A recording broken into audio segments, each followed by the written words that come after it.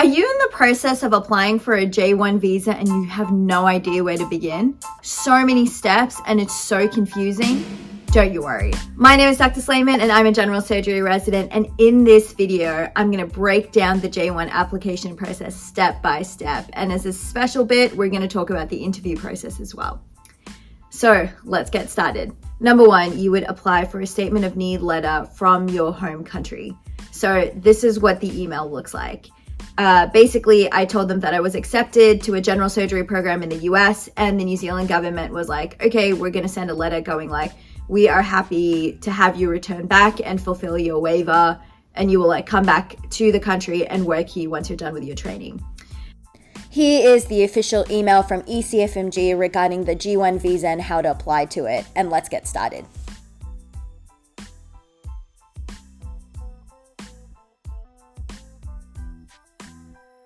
We're back with OASIS. This is where all the magic happens, as you know, the USMLE applications as well. So you go to the J-1 visa sponsorship tab, and then here it tells you exactly what you're going to be applying the J-1 visa for, and some more details about your program that accepted you, the dates, etc. And these dates are typically yearly. This checklist was a complete game changer. I absolutely love checklists just as a person, but it tells you exactly what you need, like literally every single thing. Obviously, I'm going to leave the link for you guys below, and I would say definitely use this. I was ticking this as I went so that I ensured that I didn't forget anything. As we mentioned before, there's the contract, the statement of need, and then a few other things, and all of these things are things that they expect you to upload onto the OASIS tab. Here's your contact information. It's super easy to change your contact information. I'm not going to be showing this in this video just for time purposes. Here's where you apply for dependents. As you know from my previous video, these videos are sped up just for speed purposes. Feel free to slow it down if you want to read more of the things that I show you above.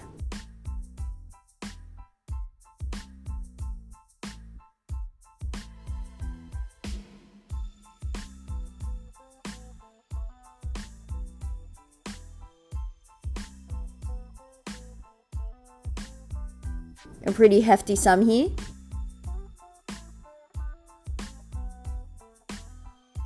So here's the tab where you upload all your documents, and I'll show you later what it looks like after you've uploaded all of those documents from the drop-down menu.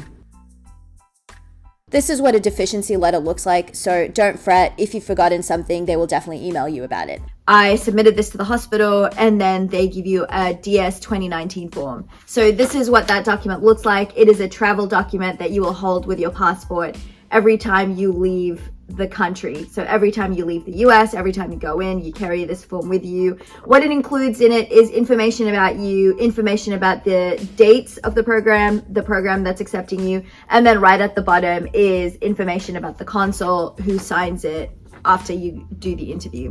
This will be mailed to you, so you get the original copy. Next step in the process is paying the SEVIS fee, and this is to schedule an interview.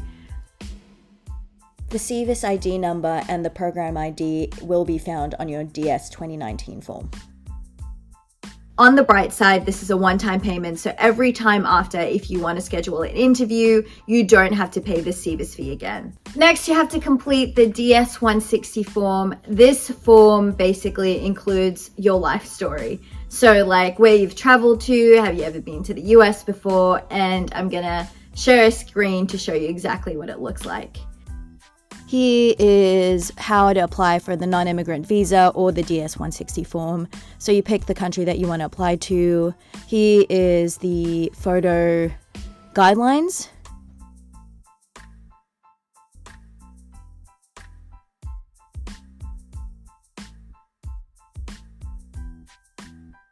Here's what it looks like if you want to retrieve a DS 160 application.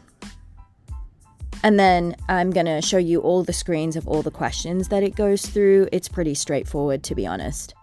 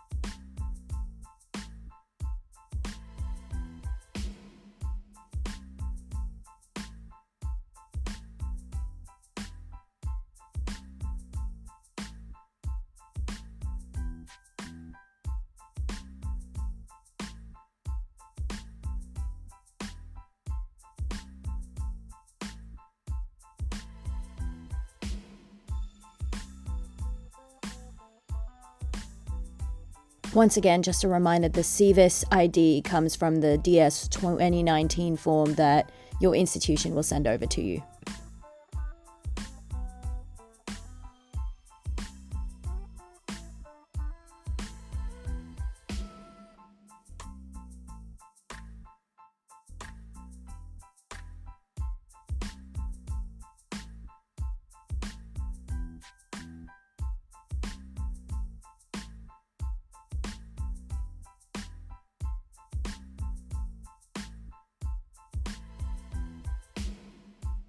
Make sure you email the application to you and print it out, because this is what you have to bring with you to your interview.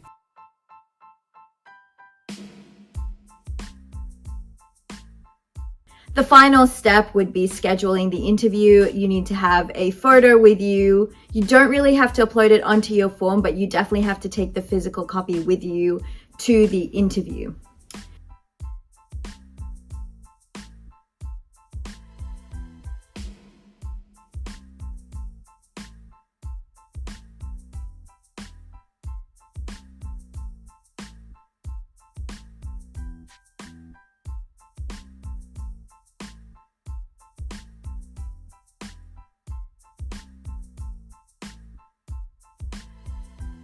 You will need the number on the DS-160 form to apply for an interview.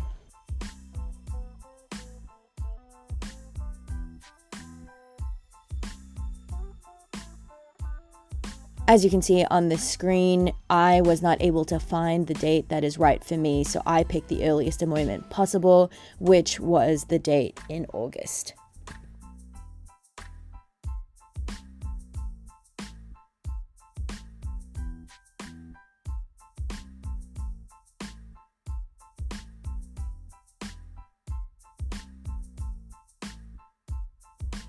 The thing that I faced was that the interview date was much later than when I needed to be at the hospital.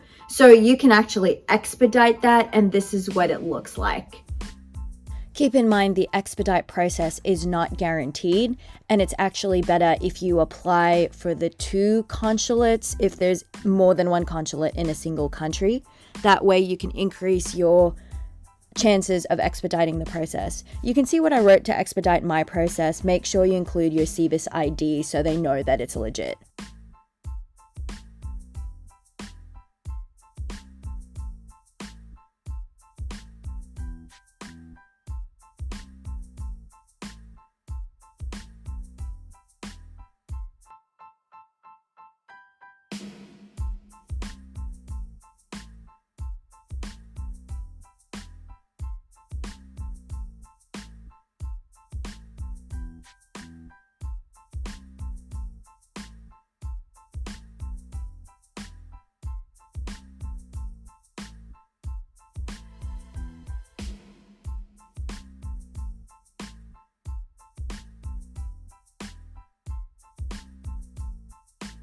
It is super nerve-wracking, so literally apply as soon as you can so you don't have to deal with the expedite process.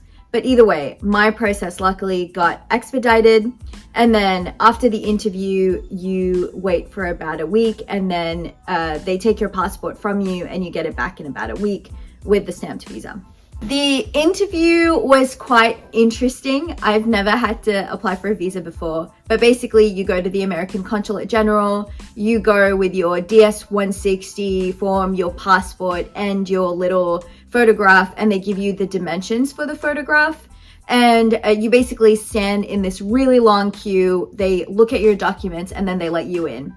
You go through this scanner, kind of like where you go in the airport, and you're not allowed to carry anything else with you, which was kind of annoying because I had like an ebook with me. I couldn't take that in with me.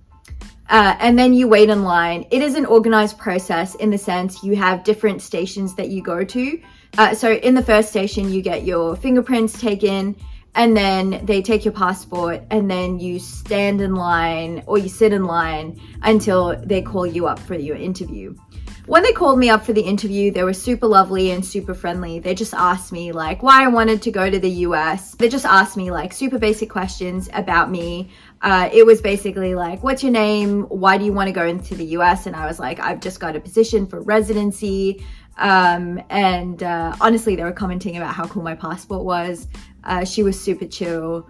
And that was it. It was just a friendly conversation. And then they were like, okay, like we're going to take your passport for processing.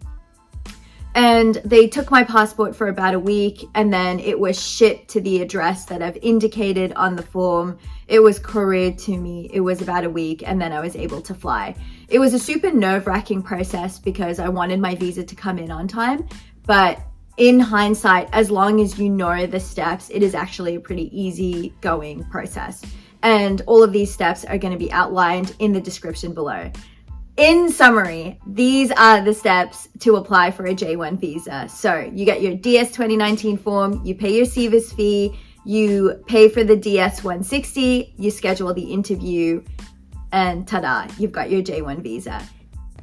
Before I forget, once you fly into the country, you need to send them a 194 form, and basically you go to the website and it tells you the times that you've gone in and out of the country, and you just upload that to OASIS. That is literally the final thing that you have to do.